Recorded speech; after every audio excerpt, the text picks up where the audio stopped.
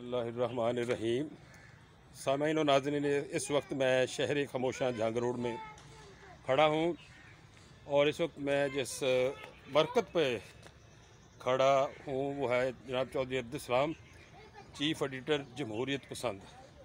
चौधरी अब्दुल सलाम बहुत ही शरीफ नफ्स और प्यारे इंसान थे, मोहब्बतें बांटते थे और मोहब्बतें बांटने में इनका कोई सानी नहीं था। हमेशा मुस्कुराते और दोस्तों को अपना गर्विदा बना लेते थे। मेरे मोहल्ले से इनका ताल्लुक़ था और चौधरी अब्दुल सलाम साहब ने मुझे अपने अखबार में अदबी सफ़ा निकालने के लिए कहा तो मैंने गुलज़ार अदब एक अरसा तक इनके अखबार में वो अदबी सफ़ा शाया किया।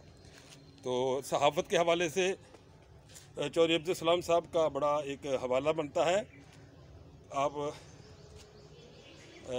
31 मार्च 2018 को इस दार फ़ानी से पर्दा फरमा गए थे। बहुत ही प्यारे इंसान थे। अल्लाह पाक इनकी बख्शिश मग़फ़िरत फरमाए, दर्जात की बुलंदी सुनवा दे।